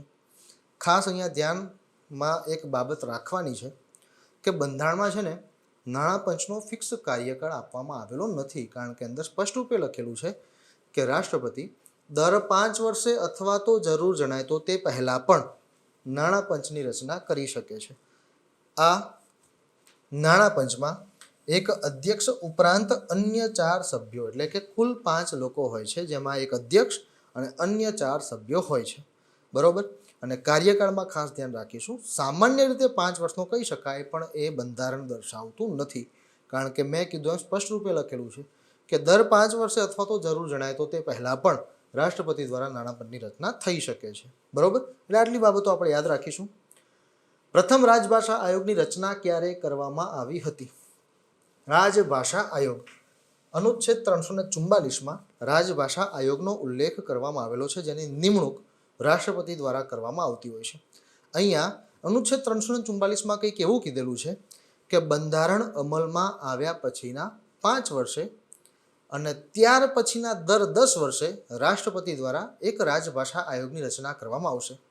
મતલબ વર્તમાન પરિસ્થિતિમાં રાજભાષા આયોગની રચના દર 10 વર્ષે થતી હોય છે, પણ શરૂઆતના તબક્કામાં કંઈક એવું કીધેલું છે કે બંધારણ અમલમાં આવ્યાના 5 વર્ષ પછી અને ત્યાર પછીના દર 10 વર્ષે રાષ્ટ્રપતિ દ્વારા રાજભાષા આયોગની રચના કરવામાં આવશે. તો આપણે સમયગાળો મેચ કરી શકીએ છીએ કે બંધારણ અમલમાં આવ્યાના 5 વર્ષ પછી તો પહેલું રાજભાષા આયોગ ક્યારે અસ્તિત્વમાં આવ્યું હશે? 1955માં. અને ત્યાર પછીના દર 10 વર્ષે. એટલે જો એવો પ્રશ્ન પૂછાય કે રાજભાષા આયોગની રચના દર કેટલા વર્ષે થાય છે, તો 10 વર્ષે, પણ શરૂઆતમાં બંધારણ અમલમાં આવ્યાના 5 વર્ષ પછી માટે હતી અને ત્યાર પછીના દર 10 વર્ષે રાષ્ટ્રપતિ દ્વારા રાજભાષા આયોગની રચના કરવામાં આવશે, જેમાં એક અધ્યક્ષ ઉપરાંત અન્ય 22 સભ્યો હોય છે. બરોબર? અને પહેલું રાજભાષા આયોગ છે ને બીજી ખેરની અધ્યક્ષતામાં રચવામાં આવ્યું હતું. બરોબર? બંધારણના કયા અનુચ્છેદ મુજબ રાષ્ટ્રપતિ ચૂંટણી પછી લોકસભાની પ્રથમ બેઠકનું સંબોધન કરવાની સત્તા ધરાવે છે? ફરીથી 4 અનુચ્છેદ આપેલા છે, ચર્ચા કરી લઈએ. અનુચ્છેદ 85માં શું છે? તો સંસદના ગૃહનું સત્ર બોલાવવાની, સત્ર સમાપ્ત કરવાની ઉપરાંત લોકસભાનું વિસર્જન કરવાની રાષ્ટ્રપતિની સત્તા. આ ઉલ્લેખ બંધારણના અનુચ્છેદ 85માં કરવામાં આવેલો છે. સત્ર બોલાવવું એને સમોનિંગ કહેવાય, સત્ર સમાપ્ત કરવું એને પ્રોરોગેશન કહેવાય, ઉપરાંત લોકસભાનું વિસર્જન એને આપણે શું કહીએ છીએ? ડિઝોલ્યુશન ઓફ ધી લોઅર હાઉસ. અને આપણે જાણીએ છીએ કે સંસદના જે 2 ગૃહ છે એમાંથી માત્ર ને માત્ર લોકસભાનું જ વિસર્જન શક્ય છે, રાજ્યસભાનું વિસર્જન શક્ય નથી, કારણ કે રાજ્યસભા એ કાયમી ગૃહ છે, લોકસભા એ કાયમી ગૃહ નથી. એટલે અનુચ્છેદ 85 મુજબ રાષ્ટ્રપતિ સંસદના ગૃહનું સત્ર બોલાવવાની, સત્ર સમાપ્ત કરવાની અને લોકસભાનું વિસર્જન કરવાની સત્તા ધરાવે છે. અનુચ્છેદ 86 મુજબ રાષ્ટ્રપતિ સંસદના ગૃહનું સંબોધન અને સંદેશો મોકલવાની સત્તા ધરાવે છે, જ્યારે અનુચ્છેદ 87 મુજબ રાષ્ટ્રપતિ સંસદના ગૃહનું ખાસ સંબોધન, વિશેષ સંબોધન કરવાની સત્તા ધરાવે છે. એટલે અહીંયા આપણો જવાબ આવશે અનુચ્છેદ 87, કારણ કે ચૂંટણી પછી નવી લોકસભાની પ્રથમ બેઠકનું સંબોધન એ રાષ્ટ્રપતિનું ખાસ સંબોધન થશે, એટલે એ સત્તા આવશે અનુચ્છેદ 87 મુજબ. અનુચ્છેદ 88માં તો આપ સૌ કદાચ જાણતા હશો, એટર્ની જનરલના વિશેષ અધિકારો આપેલા છે, જે આપણે સીધી ભાષામાં બોલીએ છીએ. બરોબર? તો આ પ્રશ્નનો જવાબ આવશે અનુચ્છેદ 87, જેના અંતર્ગત રાષ્ટ્રપતિ ચૂંટણી પછી લોકસભાની પ્રથમ બેઠકનું સંબોધન કરવાની સત્તા ધરાવે છે. રાષ્ટ્રપતિ વતી આકસ્મિક નિધિનું સંચાલન કોના દ્વારા કરવામાં આવે છે? આકસ્મિક નિધિ, જેનો ઉલ્લેખ બંધારણના અનુચ્છેદ 267માં કરવામાં આવેલો છે. બરોબર? આ આકસ્મિક નિધિમાંથી ખર્ચ કરવાની સત્તા રાષ્ટ્રપતિ પાસે હોય છે, અને એટલે જ રાષ્ટ્રપતિને આકસ્મિક નિધિના રક્ષક તરીકે ઓળખવામાં આવે છે. પણ આકસ્મિક નિધિમાંથી ખર્ચ કરવાની સત્તા ભલે રાષ્ટ્રપતિ પાસે હોય પણ એનું સંચાલન રાષ્ટ્રપતિ ખુદ ન કરી શકે. માટે જ બંધારણમાં કીધું છે કે રાષ્ટ્રપતિ વતી આકસ્મિક નિધિનું સંચાલન કોણ કરશે? તો કેન્દ્રીય નાણાં મંત્રાલયના નાણાં સચિવ, જે રાષ્ટ્રપતિ વતી આકસ્મિક નિધિનું સંચાલન કરતા હોય છે. એટલે અહીંયા આપણો જવાબ આવશે ઓપ્શન ડી, નાણાં સચિવ. બંધારણના કયા અનુચ્છેદમાં વિધાનસભાના અધ્યક્ષ અને ઉપાધ્યક્ષના રાજીનામા અંગેની જોગવાઈઓ દર્શાવવામાં આવેલી છે? 4 અલગ અલગ અનુચ્છેદ આપેલા છે. 4 અનુચ્છેદની ચર્ચા કરીએ તો અનુચ્છેદ 178માં વિધાનસભાના અધ્યક્ષ અને ઉપાધ્યક્ષનો ઉલ્લેખ કરવામાં આવેલો છે, જ્યારે અનુચ્છેદ 179 આર્ટિકલ 179માં વિધાનસભાના અધ્યક્ષ અને ઉપાધ્યક્ષના રાજીનામા, તેમનું પદ ખાલી થવા, તેમને હટાવવા અંગેની પ્રક્રિયાઓનો ઉલ્લેખ કરવામાં આવેલો છે. એટલે અહીંયા આપણો જવાબ આવશે ઓપ્શન બી, આર્ટિકલ 179, અનુચ્છેદ 179. બરોબર. અનુચ્છેદ 180માં શું કીધું છે? તો અધ્યક્ષનું પદ ખાલી હોય તો કાર્યકારી અધ્યક્ષ તરીકે ફરજ બજાવવાની ઉપાધ્યક્ષની સત્તા. એટલે સીધી ભાષામાં આપણે બોલી શકીએ કે અનુચ્છેદ 180માં વિધાનસભાના કાર્યકારી અધ્યક્ષનો ઉલ્લેખ કરવામાં આવેલો છે, જ્યારે અનુચ્છેદ 181માં શું કીધેલું છે? તો અનુચ્છેદ 181માં એવું કીધું છે કે વિધાનસભાના અધ્યક્ષ અને ઉપાધ્યક્ષને પદ ઉપરથી હટાવવાની પ્રક્રિયા ઉપર જ્યારે ગૃહમાં ચર્ચા વિચારણા ચાલતી હોય ત્યારે અધ્યક્ષ અને ઉપાધ્યક્ષ હાજર હશે તો પણ તેઓ પોતાનું અધ્યક્ષ સ્થાન ગ્રહણ કરી શકશે નહીં, તેવો ઉલ્લેખ અનુચ્છેદ 181માં કરવામાં આવેલો છે. ક્લિયર? એટલે 4 અનુચ્છેદોની આપણે ચર્ચા કરી લીધી અને જવાબ પણ આપણે મેળવી લીધો. જવાબ આવશે ઓપ્શન બી, અનુચ્છેદ 179 એટલે કે આર્ટિકલ 179. અંદમાન અને નિકોબાર દ્વીપ સમૂહનો વધારાનો ન્યાયિક ચાર્જ કઈ હાઈકોર્ટ અંતર્ગત છે? હમણાં જ આપણે અનુચ્છેદ 241ની ચર્ચા કરી કે કેન્દ્ર શાસિત પ્રદેશ માટે અલગથી ઉચ્ચ ન્યાયાલયનો ઉલ્લેખ કરવામાં આવેલો છે, પણ જે કેન્દ્ર શાસિત પ્રદેશને પોતાની હાઈકોર્ટ નથી તો સંસદ કાયદા દ્વારા તે કેન્દ્ર શાસિત પ્રદેશનો વધારાનો ન્યાયિક ચાર્જ કોઈ રાજ્યની હાઈકોર્ટને સોંપી શકે છે. અને એમ અંદમાન નિકોબાર દ્વીપ સમૂહનો વધારાનો ન્યાયિક ચાર્જ કલકત્તા હાઈકોર્ટના ન્યાયિક ક્ષેત્ર અંતર્ગત આવે છે. બરોબર. એટલે આપણે અહીંયા યાદ રાખીશું, કલકત્તા હાઈકોર્ટ અંતર્ગત આવશે. કેરળ હાઈકોર્ટ અંતર્ગત તો લક્ષદ્વીપનો વધારાનો ચાર્જ છે. બોમ્બે હાઈકોર્ટ તો દમણ, દીવ અને દાદરા નગર હવેલી કેન્દ્ર શાસિત પ્રદેશનો વધારાનો ન્યાયિક ચાર્જ એ બોમ્બે હાઈકોર્ટના ન્યાયિક ક્ષેત્રમાં છે, જ્યારે પુડુચેરી કેન્દ્ર શાસિત પ્રદેશનો વધારાનો ન્યાયિક ચાર્જ મદ્રાસ હાઈકોર્ટ અંતર્ગત છે. બરોબર. એટલે આપણે બીજી પણ 3 હાઈકોર્ટની ચર્ચા કરી લીધી કે જેની પાસે કેન્દ્ર શાસિત પ્રદેશનો ન્યાયિક ચાર્જ આવેલો છે. બાકી આપણા આ પ્રશ્નનો જવાબ આવશે ઓપ્શન એ, કલકત્તા હાઈકોર્ટ. અને આ તો અગાઉની પરીક્ષામાં પણ પૂછાયેલો પ્રશ્ન છે. પછીનો પ્રશ્ન, કેગ કેન્દ્ર સરકાર સંબંધિત રિપોર્ટ કોને સોંપે છે? બંધારણના અનુચ્છેદ 151માં કેગના ઓડિટ રિપોર્ટનો ઉલ્લેખ કરવામાં આવેલો છે, જેમાં સ્પષ્ટ રૂપે કીધું છે કે કેગ છે ને એ પોતાનો કેન્દ્ર સરકાર સંબંધિત અહેવાલ અથવા તો રિપોર્ટ રાષ્ટ્રપતિને સોંપશે અને રાજ્ય સરકાર સંબંધિત અહેવાલ અથવા તો રિપોર્ટ સંબંધિત રાજ્યના રાજ્યપાલને સોંપશે, જેને અનુક્રમે રાષ્ટ્રપતિ સંસદના બંને ગૃહમાં રજૂ કરાવશે અને નીચે રાજ્યમાં રાજ્યપાલ રાજ્ય વિધાનમંડળના બંને ગૃહમાં રજૂ કરાવશે. એટલે અહીંયા અનુચ્છેદ 151 જો આપણને ખબર હોય તો આ પ્રશ્નનો જવાબ આપણને સરળતાથી મળી જાય કે કેગ કેન્દ્ર સરકાર સંબંધિત રિપોર્ટ કોને સોંપશે? રાષ્ટ્રપતિને સોંપશે, જેને રાષ્ટ્રપતિ સંસદના બંને ગૃહમાં રજૂ કરાવશે. બાકી એ વાત તો તમે જાણતા જ હશો કે કેગ કોને જવાબદાર હોય છે? તો ત્યાં આપણો જવાબ આવે સંસદ. કેગ સંસદને જવાબદાર હોય છે, પણ એ પોતાનો કેન્દ્ર સરકાર સંબંધિત રિપોર્ટ સીધો સંસદમાં રજૂ નથી કરી શકતો, તે રાષ્ટ્રપતિને સુપરત કરશે અને એ રિપોર્ટ એ અહેવાલને રાષ્ટ્રપતિ સંસદના બંને ગૃહમાં રજૂ કરાવતા હોય છે. બરોબર. બંધારણના કયા અનુચ્છેદમાં સેવા નિવૃત્તિ ન્યાયાધીશનો ઉલ્લેખ કરવામાં આવેલો છે? ફરીથી 4 અલગ અલગ અનુચ્છેદ, 4ની ચર્ચા કરીશું એટલે આપણને આપણો જવાબ મળી જશે અને બીજા પણ અનુચ્છેદની માહિતી મળશે. અનુચ્છેદ 125માં સુપ્રીમ કોર્ટના ન્યાયાધીશોના પગાર અને ભથ્થાનો ઉલ્લેખ કરવામાં આવેલો છે. અનુચ્છેદ 126માં ACJ એટલે કે એક્ટિંગ ચીફ જસ્ટિસ, જેને આપણે ગુજરાતીમાં કાર્યકારી મુખ્ય ન્યાયાધીશની વાત કરીએ છીએ, એનો ઉલ્લેખ કરવામાં આવેલો છે અનુચ્છેદ 126માં. અનુચ્છેદ 127માં તદર્થ ન્યાયાધીશ અથવા તો એડહોક જજનો ઉલ્લેખ કરવામાં આવેલો છે, જ્યારે અનુચ્છેદ 128માં સેવા નિવૃત્તિ ન્યાયાધીશનો ઉલ્લેખ કરવામાં આવેલો છે. બરોબર. સેવા નિવૃત્તિ ન્યાયાધીશ સુપ્રીમ કોર્ટના મુખ્ય ન્યાયાધીશ હોય ને રાષ્ટ્રપતિની પૂર્વ મંજૂરીથી સુપ્રીમ કોર્ટ કે હાઈકોર્ટના કોઈ નિવૃત્ત ન્યાયાધીશને સેવાનિવૃત્તિ ન્યાયાધીશ તરીકે ફરજ બજાવવાનું કહી શકે છે, બરોબર, જેને સેવાનિવૃત્તિ ન્યાયાધીશ તરીકે ઓળખવામાં આવે છે અને એનો ઉલ્લેખ અનુચ્છેદ 128માં કરવામાં આવેલો છે. સળંગ એકડી જ છે, તમે યાદ રાખી શકો છો, બરોબર. આના પછી અનુચ્છેદ 129 આવે, એ તો ફેમસ છે, નઝીરી અદાલત. પછી 130 સર્વોચ્ચ ન્યાયાલયનું સ્થળ છે, 131 એનો મૂળ ક્ષેત્ર અધિકાર, 132 એના અપીલીય ક્ષેત્ર અધિકાર શરૂ થાય છે. તો આમ સળંગ એકડીની જેમ તમે અનુચ્છેદો યાદ રાખી શકો છો સુપ્રીમ કોર્ટના સંદર્ભમાં, એટલે આપણને એકદમ સરળ રહે. ચાલો પછીનો પ્રશ્ન. સૌપ્રથમ કયા વર્ષે ભારતીય રાષ્ટ્રીય કોંગ્રેસ દ્વારા બંધારણના નિર્માણ માટે બંધારણ સભાની રચનાની માગણી કરવામાં આવી હતી? 4 અલગ અલગ સમયગાળા આપેલા છે, પણ એ 4 સમયગાળા આપણા માટે મહત્વના છે.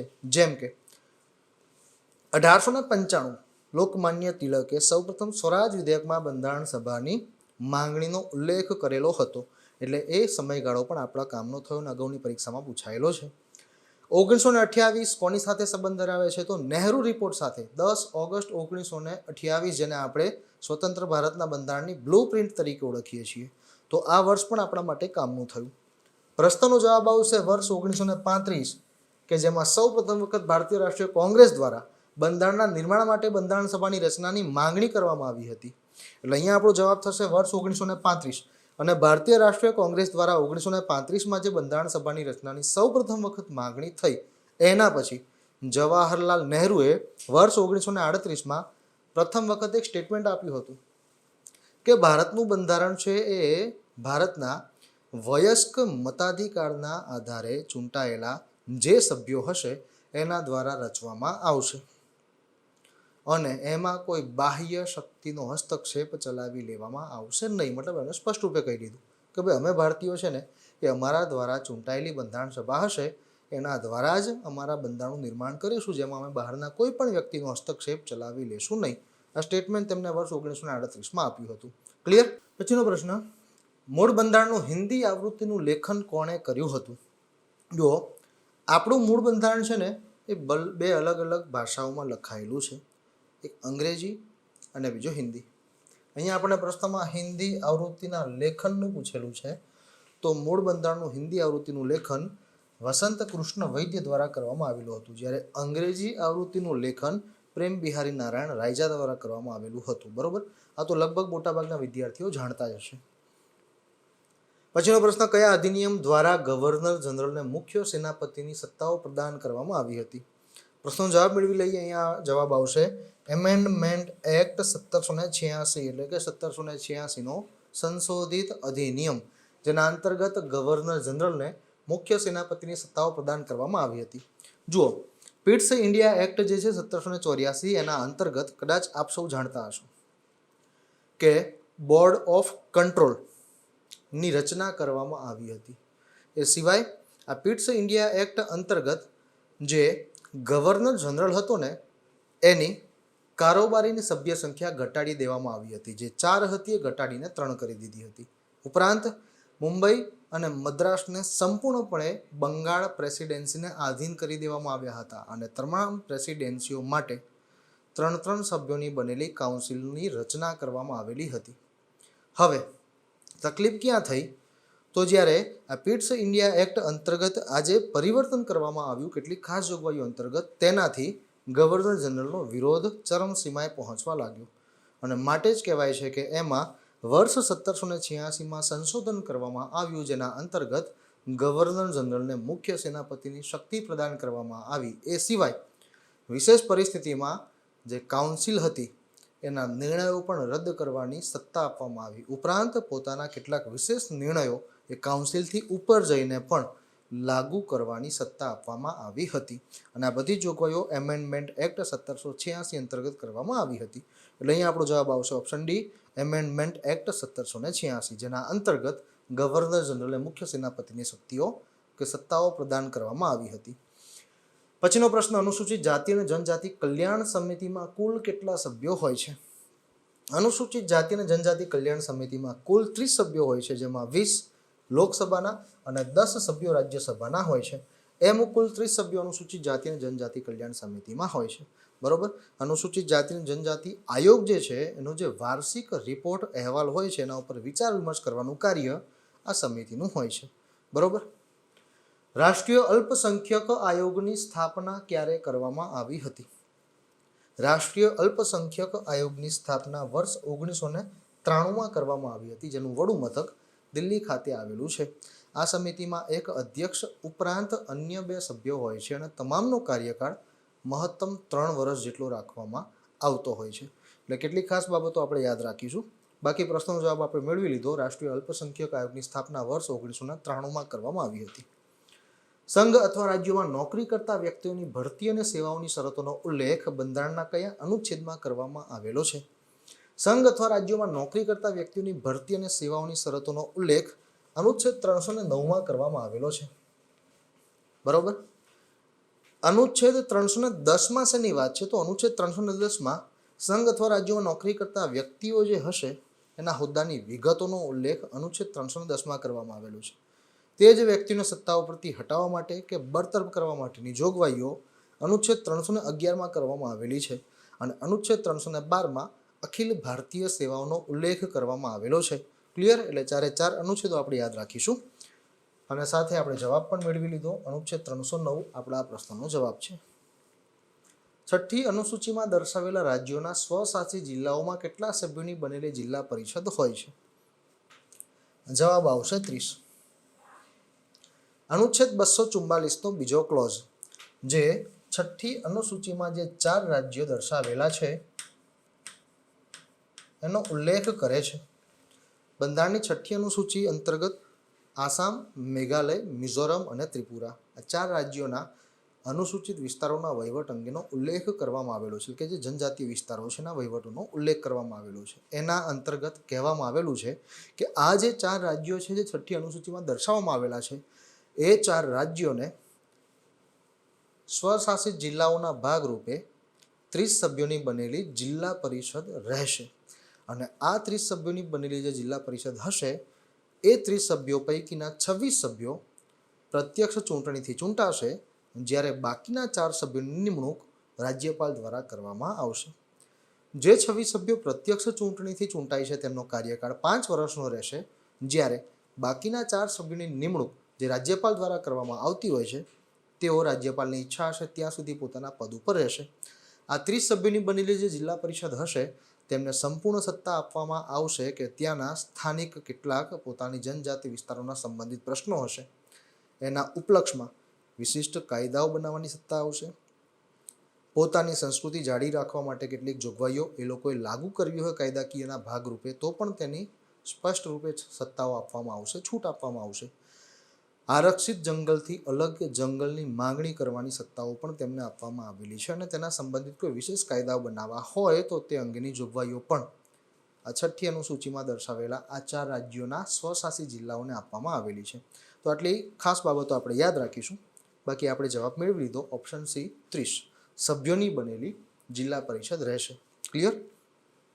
સામાન્ય રીતે અનુસૂચિત જાતિ આયોગના અધ્યક્ષ અને સભ્યોનો કાર્યકાળ કેટલો રાખવામાં આવે છે?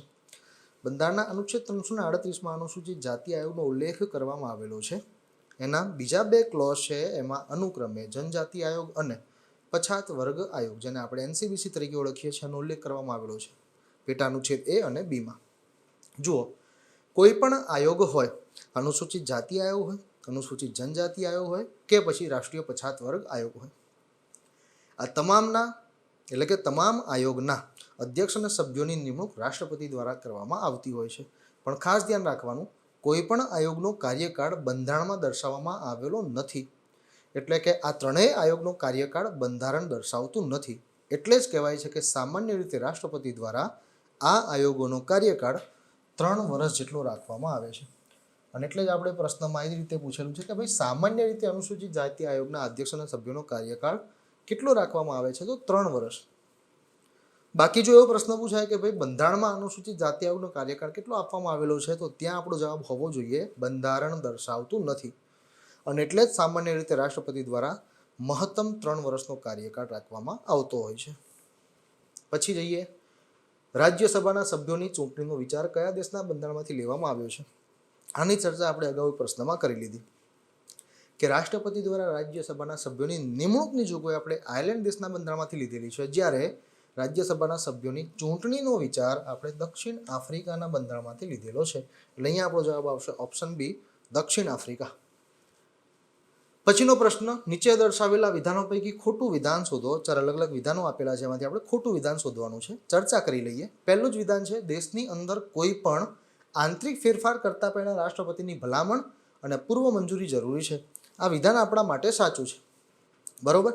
દેશની અંદર કરવામાં આવતા આંતરિક પરિવર્તનો જેનો ઉલ્લેખ બંધારણના પહેલા જ ભાગમાં અને અનુચ્છેદ 3માં કરવામાં આવેલો છે. બરોબર. દેશની અંદર કોઈ પણ આંતરિક ફેરફાર એટલે કોઈ રાજ્યનું નામ બદલવું છે, એક મોટું રાજ્ય છે ને તોડીને 2 અલગ અલગ રાજ્યો બનાવવા છે, 2 નાના રાજ્યો છે ને ભેગા કરીને એક મોટું રાજ્ય બનાવવું છે, તો તેવું પરિવર્તન આંતરિક પરિવર્તન કહેવાશે અને તેની સત્તા સંસદને મળેલી છે. એટલે કે તેવું કરવાની સત્તા સંસદ પાસે છે, પણ તેવું કરતાં પહેલાં રાષ્ટ્રપતિની ભલામણ અને પૂર્વ મંજૂરી જરૂરી હોય છે. એના પછી શું કીધું છે? ઓપ્શન બી, ભારતનો રાષ્ટ્રીય નકશો બદલવાની સત્તા સંસદ પાસે છે. આ વિધાન પણ સાચું છે, કારણ કે કોઈ પણ ક્ષેત્ર આપણે અર્જિત કરીએ તો આપણા દેશના રાષ્ટ્રીય નકશાને અસર થશે, કારણ કે દેશનું ક્ષેત્રફળ કાં તો વધશે કાં તો ઘટશે કોઈ ચોક્કસ પરિસ્થિતિમાં. એટલે દેશનો રાષ્ટ્રીય નકશો પણ બદલી શકાય છે અને તેવું કરવાની સત્તા પણ સંસદને મળેલી છે. આ સિવાય ઓપ્શન સીમાં શું કીધું છે? ભારત વિભાજ્ય રાજ્યોનો અવિભાજ્ય સંઘ છે. આ વિધાન પણ સાચું છે. આનો મતલબ શું થાય? જુઓ, બંધારણના પહેલા જ અનુચ્છેદમાં કીધું છે, ભારત અર્થાત ઇન્ડિયા રાજ્યોનો બનેલો સંઘ છે જે અખંડિતતાનો ગુણધર્મ ધરાવે છે. આનો મતલબ શું? તો હવે કોઈ રાજ્ય દેશથી વિમુખ થઈ શકે નહીં. મતલબ આપણો દેશ કેવો છે? અવિભાજ્ય છે. દેશ અને સંઘ પણ કહી શકાય અને રાજ્ય પણ કહી શકાય. તો ભારત એક અવિભાજ્ય સંઘ છે, પણ એ ભારતની અંદરના રાજ્યોનું વિભાજન શક્ય છે. એટલે ભારત અવિભાજ્ય સંઘ છે, પણ એના રાજ્યો એ વિભાજ્ય છે. કારણ કે રાજ્યનું વિભાજન શક્ય છે, પણ દેશ એટલે કે સંઘનું વિભાજન શક્ય હવે નથી. એટલે જ કહેવાય છે ભારત વિભાજ્ય રાજ્યોનો અવિભાજ્ય સંઘ છે. એટલે આ વિધાન પણ સાચું થશે.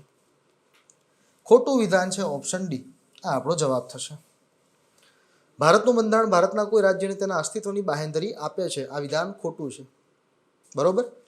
ખાસ યાદ રાખવાનું, આપણા દેશનું બંધારણ આપણા દેશના કોઈ પણ રાજ્યને તેના અસ્તિત્વની બાંહેધરી એટલે કે ગેરંટી આપતું નથી. આનો મતલબ શું થાય? તો આજે ગુજરાત રાજ્ય છે, કાલ ઉઠીને ન પણ હોય, કારણ કે અનુચ્છેદ 3 મુજબ આંતરિક ફેરફારના ભાગરૂપે કોઈ 2 રાજ્યો છે અને ભેગા કરીને એક મોટું રાજ્ય બની શકાય છે.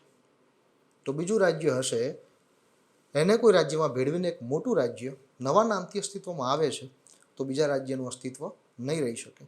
એટલે જ કહેવાય છે કે દેશનું બંધારણ છે એ દેશના કોઈ પણ રાજ્યને, આપણા દેશનું બંધારણ આપણા દેશના કોઈ પણ રાજ્યને તેના અસ્તિત્વની બાંહેધરી આપતું નથી. અને અહીંયા લખેલું છે આપે છે, એટલે આપણા માટે ખોટું થશે. ક્લિયર? કયા બંધારણીય સુધારા દ્વારા રાષ્ટ્રીય કટોકટીની જાહેરાતને ન્યાયિક પુનઃ અવલોકનની બહાર રાખવામાં આવી હતી?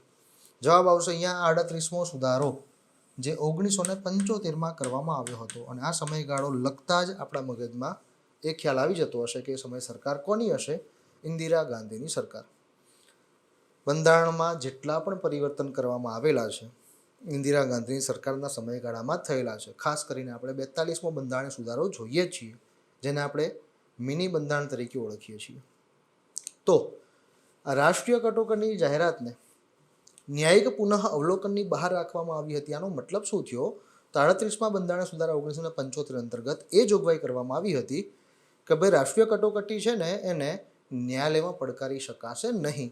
એટલે જ કહેવાય છે કે એને પુનઃ અવલોકનની બહાર રાખવામાં આવી હતી. પણ 1980માં એક વિવાદ ઊભો થયો, મિનર્વા મિલ્સ કેસ અથવા તો વિવાદ, જેના અંતર્ગત સુપ્રીમ કોર્ટે ચુકાદો આપ્યો, ઐતિહાસિક ફેસલો આપ્યો કે ભાઈ રાષ્ટ્રીય કટોકટીની જાહેરાત છે એને ન્યાયપાલિકામાં પડકારી શકાશે અને ન્યાયિક પુનઃ અવલોકનની અંદર રાખવામાં આવે છે. ક્લિયર? એટલે 2 બાબતો યાદ રાખીશું કે ભાઈ 38માં સુધારા 1975 દ્વારા રાષ્ટ્રીય કટોકટીની જાહેરાતને ન્યાયિક પુનઃ અવલોકનની બહાર રાખવામાં આવી હતી, પરંતુ મિનર્વા મિલ્સ કેસ 1980 અંતર્ગત સુપ્રીમ કોર્ટે ચુકાદો આપ્યો કે રાષ્ટ્રીય કટોકટીની જાહેરાતને પણ ન્યાયપાલિકામાં પડકારી શકાય છે. અને આ બંને પ્રશ્નો અલગ અલગ રીતે આપણને અગાઉની પરીક્ષામાં પૂછાયેલા છે, એટલે આપણા માટે અત્યંત મહત્વના થશે. કટોકટીને અમાન્ય કરતો ઠરાવ લોકસભાની બેઠકમાં કઈ બહુમતીથી પસાર થાય તો રાષ્ટ્રપતિએ કટોકટીનું જાહેરનામું પરત લેવું પડે છે. જુઓ, રાષ્ટ્રીય કટોકટીની જાહેરાત કોણ કરી શકે છે? તો રાષ્ટ્રપતિ કરી શકે છે. કોની સલાહથી? તો મંત્રી મંડળની સલાહથી. બરોબર, અહીંયા મંત્રી પરિષદ શબ્દ નથી આવતો, મંત્રી મંડળ શબ્દ આવે છે. બરોબર, તો એવી કોઈ કટોકટી છે એને અમાન્ય ઘોષિત કરવી છે તો એ કટોકટીને અમાન્ય કરતો ઠરાવ લોકસભામાં રજૂ કરવો પડશે અને લોકસભાની કુલ સભ્ય સંખ્યાના 10મા ભાગના સભ્યો 1/10 સભ્યો જો કટોકટીને અમાન્ય કરતો ઠરાવ લોકસભામાં રજૂ કરશે તો લોકસભાના અધ્યક્ષ છે ને મેક્સિમમ 10 દિવસની અંદર તાત્કાલિક લોકસભાની બેઠક બોલાવશે અને આ બેઠકમાં જો આ ઠરાવ સાદી બહુમતીથી પસાર થઈ ગયો તો રાષ્ટ્રપતિએ એ કટોકટીનું જાહેરનામું પરત લેવું પડશે અને પછીથી કટોકટી રદ ગણવામાં આવશે. ક્લિયર? ફરીથી રિપીટ કરી લઉં. જો લોકસભાની કુલ સભ્ય સંખ્યાના 10મા ભાગના સભ્યો એટલે કે 1/10 સભ્યો કટોકટીને અમાન્ય કરતો ઠરાવ જો લોકસભાના અધ્યક્ષને આપે છે તો લોકસભાના અધ્યક્ષ વધુમાં વધુ 10 દિવસની અંદર લોકસભાની બેઠક બોલાવશે. આ બેઠકમાં જો આ ઠરાવ સાદી બહુમતીથી પસાર થઈ ગયો તો રાષ્ટ્રપતિ એ કટોકટીનું જાહેરનામું પરત લઈ લેશે. ક્લિયર? કયા બંધારણીય સુધારા દ્વારા સરકારી નોકરીઓમાં અનુસૂચિત જાતિ અને જનજાતિના લોકો માટે બઢતીમાં અનામતની જોગવાઈ કરવામાં આવી હતી? અહીંયા આપણો જવાબ આવશે 77મો બંધારણીય સુધારો 1995 જે સંબંધિત અનુચ્છેદ 16 સાથે અનુચ્છેદ 16ના ક્લોઝ સાથે સંબંધ ધરાવે છે. આ 77મા સુધારા 1995 દ્વારા અનુસૂચિત જાતિ જનજાતિના લોકો માટે સરકારી નોકરીમાં બઢતીમાં અનામતની જોગવાઈ કરવામાં આવી હતી. એ સિવાય 81મો સુધારો છે એ બેકલોગ અંગેની જોગવાઈ દર્શાવે છે, જ્યારે 93મો સુધારો 2005 છે એના અંતર્ગત બંધારણના અનુચ્છેદ 15માં ચોથો ક્લોઝ ઉમેરવામાં આવ્યો હતો. બરોબર, શૈક્ષણિક ક્ષેત્રે અનામતની જોગવાઈ આ 93મા સુધારા 2005 અંતર્ગત કરવામાં આવી હતી. બરોબર, કે એવા કોઈ ખાસ વર્ગ છે અનુસૂચિત જાતિ જનજાતિના લોકો માટે શિક્ષણ ક્ષેત્રે અનામત આપવા અંગેના ભાગરૂપે રાજ્ય સરકાર કોઈ પણ કાયદો બનાવવા માંગતી હશે તો તેવું કરતાં તેમને રોકી શકાશે નહીં. આવી જોગવાઈ 93મા સુધારા 2005 દ્વારા કરવામાં આવી હતી. બરોબર, અને 95મો સુધારો 2009 એ તો આગામી 2020 સુધી SC ST એટલે કે અનુસૂચિત જાતિ જનજાતિ અને એંગ્લો ઇન્ડિયન માટે જે લોકસભા વિધાનસભાની બેઠકોમાં અનામતની જોગવાઈઓ હતી એ આગામી 2020 સુધી, ખાસ કરીને અનામતની જોગવાઈ પણ આગામી 2020 સુધી વધારવામાં આવશે એવી જોગવાઈ કરવામાં આવી હતી 95મો બંધારણીય સુધારા 2009 દ્વારા. બરોબર, આના પછી તો આપણે લેટેસ્ટ 104મો સુધારો પણ જોઈ ગયા આગામી 2030 સુધી. જો નિંદા પ્રસ્તાવ લોકસભામાંથી પસાર થાય તો શું થશે? 4 અલગ અલગ ઓપ્શન આપેલા છે. મંત્રી પરિષદે રાજીનામું આપવું જરૂરી હોય છે, મંત્રી પરિષદે રાજીનામું આપવું જરૂરી હોતું નથી, લોકસભાની કાર્યવાહી નિશ્ચિત સમય માટે સ્થગિત થાય છે કે પછી લોકસભાની કાર્યવાહી અનિશ્ચિત સમય માટે સ્થગિત થાય છે. વાત કરીએ નિંદા પ્રસ્તાવ. સરકારની નીતિઓની નિંદા કે આલોચના કરવા માટે વિપક્ષ કે વિપક્ષના કોઈ સભ્ય દ્વારા લાવવામાં આવતો પ્રસ્તાવ નિંદા પ્રસ્તાવ કહેવાય છે. આ નિંદા પ્રસ્તાવ છે ને લોકસભામાં જ લાવી શકાય છે, પણ ખાસ ધ્યાન રાખવાનું કે જો નિંદા પ્રસ્તાવ લોકસભામાંથી પસાર થાય તો મંત્રી પરિષદે રાજીનામું આપવું જરૂરી હોતું નથી. ખાસ યાદ રાખવાનું. પણ પૂરી વાત પણ આપણને ખબર હોવી જોઈએ કે જો નિંદા પ્રસ્તાવ લોકસભામાંથી પસાર થાય તો મંત્રી પરિષદે રાજીનામું આપવું જરૂરી હોતું નથી, પરંતુ ગૃહની અંદર પોતાની પ્રતિષ્ઠા ફરીથી સ્થાપિત કરવા માટે થઈને સરકારે વિશ્વાસનો મત રજૂ કરવો જરૂરી હોય છે અને ત્યાં જો વિશ્વાસનો મત લેવામાં સરકાર નિષ્ફળ જાય છે તો સરકારનું પતન થશે, એટલે કે મંત્રી પરિષદ રાજીનામું આપશે. પણ ખાલી નિંદા પ્રસ્તાવ લોકસભામાંથી પસાર થાય એનાથી આખું મંત્રી પરિષદ રાજીનામું આપતી નથી. એટલે અહીંયા આપણો જવાબ થશે ઓપ્શન બી, મંત્રી પરિષદે રાજીનામું આપવું જરૂરી હોતું નથી. પછીનો પ્રશ્ન, જ્યારે ગૃહમાં કોઈ બાબત અંગે પૂરતી ચર્ચા થઈ ગઈ હોય ત્યારે ગૃહના અધ્યક્ષ ચર્ચા બંધ કરાવીને તે બાબતે મતદાન કરાવે છે, તેને શું કહેવામાં આવે છે? તેને કહેવાશે ગિલોટીન. આ સત્તાધારી પક્ષને એક હથિયાર આપેલું છે એવું કહેવામાં આવતું હોય છે. માની લો ગૃહની અંદર કોઈ ચર્ચા ચાલે છે, બરોબર, સરકાર અને સામે વિરોધ પક્ષ. એ બાબત ઉપર વિરોધ પક્ષ છે એ સરકારને ચારેય બાજુથી ઘેરીને બેઠી છે. હવે સરકારને એવું લાગે છે કે ભાઈ આ જે બાબત હતી એના ઉપર જે ચર્ચા કરવાની હતી એના કરતાં હવે બહુ વધારાની ચર્ચાઓ ચાલે છે અને આ બાબત ઉપર ચર્ચા કરવા માટે હવે વધારે અવકાશ રહેતો નથી. એવું જો સરકાર એટલે કે સત્તાધારી પક્ષ લોકસભાના અધ્યક્ષને જાણ કરશે તો લોકસભાના અધ્યક્ષ છે ને એ જે ચર્ચા ચાલુ છે એ બંધ કરાવવા માટે મતદાન કરાવશે, જેને ગિલોટીન તરીકે ઓળખવામાં આવે છે. અને સ્પષ્ટ રૂપે એની વ્યાખ્યા આખી પ્રશ્નમાં લખેલી છે કે જ્યારે ગૃહમાં કોઈ બાબત અંગે પૂરતી ચર્ચા થઈ ગઈ હોય, મતલબ ચર્ચા ઇનફ થઈ ગઈ છે, એવું લાગે છે કે ભાઈ ચર્ચા કરવા માટે વધારે ટાઈમ ન હોવો જોઈએ, અવકાશ નથી વધારે, તો અધ્યક્ષ શું કરશે તો એ ચર્ચા બંધ કરાવીને એના ઉપર મતદાન કરાવશે, જેને ગિલોટીન તરીકે ઓળખવામાં આવે છે. ક્લિયર? રાજ્ય વિધાનમંડળના બંને ગૃહના સભ્યોને લેવાના શપથ અને પ્રતિજ્ઞાની જોગવાઈ બંધારણના કયા અનુચ્છેદમાં કરવામાં આવેલી છે? અહીંયા આપણને પ્રશ્નમાં રાજ્ય વિધાનમંડળના બંને ગૃહના સભ્યોને લેવાના શપથ અને પ્રતિજ્ઞાની જોગવાઈનો ઉલ્લેખ કરવામાં આવેલો છે. 4 અલગ અલગ અનુચ્છેદ આપેલા છે. ચારે ચાર અનુચ્છેદોની ચર્ચા કરીએ તો અનુચ્છેદ 186માં વિધાનસભાના અધ્યક્ષ, ઉપાધ્યક્ષ અને વિધાન પરિષદના સભાપતિ, ઉપસભાપતિના પગાર ભથ્થાનો ઉલ્લેખ કરવામાં આવેલો છે. અનુચ્છેદ 187માં રાજ્ય વિધાનમંડળના બંને ગૃહના સચિવાલયનો ઉલ્લેખ કરવામાં આવેલો છે. જ્યારે અનુચ્છેદ 188માં રાજ્ય વિધાનમંડળના બંને ગૃહના સભ્યોને લેવાના શપથ અને પ્રતિજ્ઞાનો ઉલ્લેખ કરવામાં આવેલો છે. જ્યારે અનુચ્છેદ 189માં રાજ્ય વિધાનમંડળના બંને ગૃહની મતદાન અને કોરમ અંગેની જોગવાઈઓનો ઉલ્લેખ કરવામાં આવેલો છે. ક્લિયર?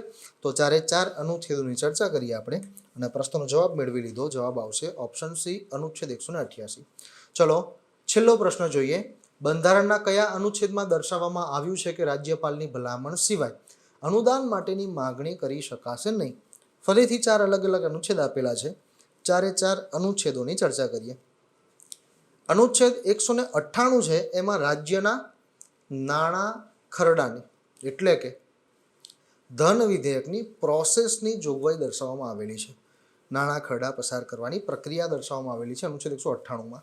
અનુચ્છેદ 199માં નાણાં ખરડા એટલે કે નાણાં વિધેયકની વ્યાખ્યા આપવામાં આવેલી છે.